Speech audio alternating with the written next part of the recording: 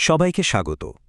আজ আমরা দেখব কিভাবে একটা উপন্যাস একটা আস্ত সভ্যতাকে আমাদের সামনে জীবন্ত করে তুলতে পারে, আর ভাবব একটা গল্প কি কখনো ইতিহাসের চেয়েও বেশি সত্যি হতে পারে।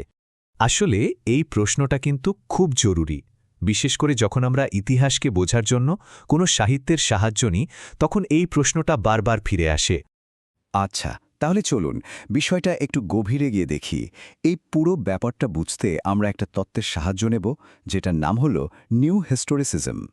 এই তত্ত্বটা কি বলে? খুব সহজ ভাষায় বললে এটা মনে করে যে ইতিহাস আর সাহিত্য আলাদা কিছু না, বরং এরা একে অপরের সাথে এমনভাবে জড়িয়ে আছে যে একটা আরেকটাকে তৈরি করে, নতুন রূপ দেয়। মানে গল্প শুধু ইতিহাসকে দেখায় না, ইতিহাস তৈরিও করে। তো আজ আমরা কি বিষয় নিয়ে কথা বলবো? প্রথমে পাঠ্যপুস্তকের বাইরে ইতিহাস খোঁজার চেষ্টা করব। এরপর একটা উপন্যাসে চোখে দেখব একটা সভ্যতার পতন। তারপর দেখব আন্দালুসিয়ায় কিভাবে বাস্তব আর কল্পনা মিলেমিশে একাকার হয়ে গেছে। একজন ভ্রমণকারীর চোখেও বিষয়টা বোঝার চেষ্টা করব। আর সবশেষে আলোচনা করব যে ঐতিহাসিক কল্পকাহিনীর গুরুত্ব আসলে কোথায়। তো চলুন শুরু করা যাক। প্রথম প্রশ্নটাই হল, একটা উপন্যাসকে আমরা কেন ইতিহাসের দলিল হিসেবে দেখব?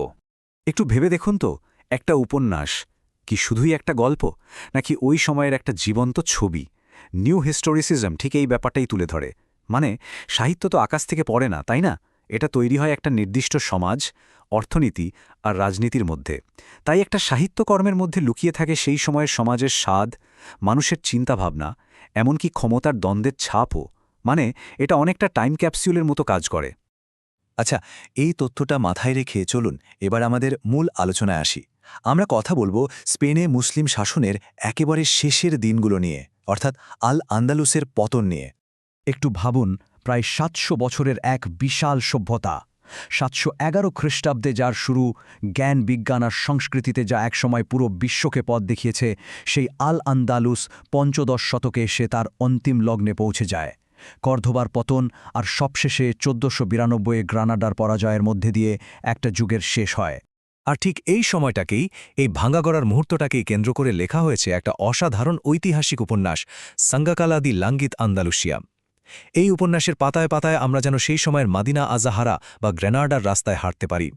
এই উপন্যাসের মূল চরিত্র হল রাম্মার ইবনে বাকার। যদিও সে একটা কাল্পনিক চরিত্র, কিন্তু তার চোখ দিয়েই আমরা ১৪৯২ থেকে ১৫০০ সালের সেই ভয়াবহ সময়টাকে দেখি। একটা গোটা সভ্যতা কিভাবে চোখের সামনে ভেঙে পড়ছে তার সাক্ষী সে। আর তার অভিজ্ঞতার মাধ্যমেই লেখক আমাদের সামনে ইতিহাসের এক নাটকীয় অধ্যায়ের ব্যাখ্যা তুলে ধরেন।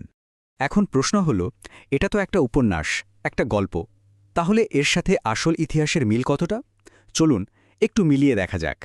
যেমন ধরুন, পতনের কারণ। উপন্যাসে দেখানো হচ্ছে সুলতানরা তখন ব্যক্তিগত লোভ আর আবেগের বশবর্তী হয়ে পড়েছিলেন। এখন যদি আমরা ইতিহাসের দিকে তাকাই, দেখব যে খিলাফত তখন ছোট ছোট রাজ্যে ভাগ হয়ে গিয়েছিল, যেগুলোকে বলা হতো মুলুক আত্তাওয়াইফ। আর সেই রাজ্যগুলোর শাসকদের মধ্যে দুর্নীতি আর বিলাসিতা চরমে উঠেছিল। তার মানে উপন্যাসের কথাটা ইতিহাসের সাথে একদম মিলে যাচ্ছে। আর মজার ব্যাপার হল, এই ধারণাটা কিন্তু নতুন না। চতুর্দশ শতকের বিখ্যাত ইতিহাসবিদ ইবনে খালদুন তার আল মুকাদ্দিমা বইতে ঠিক এই কথাই বলেছিলেন। যে কোনো সভ্যতা যখন অতিরিক্ত বিলাসিতায় ডুবে যায়, তখন সে নিজের ভেতরেই ধ্বংসের বীজ বয়ে বেড়ায়। উপন্যাসটা যেন তারই একটা বাস্তব উদাহরণ তুলে ধরে। এবার আসি চূড়ান্ত পরাজয়ের ঘটনায়। উপন্যাসের রাজা ফার্ডিনান্ড আর রানী ইসাবেলার বিয়ের মাধ্যমে খ্রিস্টান রাজ্যগুলোর এক হওয়ার কথা বলা হয়েছে। এটা কিন্তু কোনো বানানো গল্প নয়। ইতিহাসে আমরা ঠিক এটাই দেখি। আরাগনের রাজা ফার্ডিনান্ড আর ক্যাস্টিলের রানী ইসাবেলার বিয়ে দুটো রাজ্যকে এক করে দেয়, আর এই সম্মিলিত শক্তি ১৪৯২ সালে গ্রানাডা দখল করে নেয়। এরপর যা হয়েছিল তা এক কথায় ভয়াবহ, একটা সংস্কৃতির বিনাশ। উপন্যাসে দেখানো হয়েছে জোর করে ধর্মান্তর, মসজিদ ভেঙে গির্জা বানানো, প্রকাশ্যে কোরআন পোড়ানোর মতো ঘটনা। আর দুঃখজনক হলেও সত্যি, ঐতিহাসিক দলিলেও ঠিক একই চিত্র পাওয়া যায়। রাজকীয় ফরমানে ধর্মান্তর বাধ্যতামূলক করা হয়েছিল, আর ইনকুইজিটর সিসোনেরোসের আদেশে গ্রানাডার হাজার হাজার আরবি বই আর পাণ্ডুলিপি পুড়িয়ে ফেলা হয়েছিল। উপন্যাসের একটা অংশে একটা চরিত্র বলছে, মেজকিতার দিকে তাকাও, মসজিদটা গির্জা হয়ে গেছে, আমাদের এবাদতের জন্য ১ ইঞ্চিও জায়গা নেই। দেখুন, একটা ঐতিহাসিক তথ্য। মসজিদকে গির্জায় রূপান্তর করা হয়েছিল, সেটা যখন একটা চরিত্রের মুখ দিয়ে এভাবে বেরোই, তখন তার পেছনের কষ্ট, হাহাকার আর অসহায়ত্বটা আমরা অনেক গভীরভাবে অনুভব করতে পারি। এখানে একটা গল্পের শক্তি।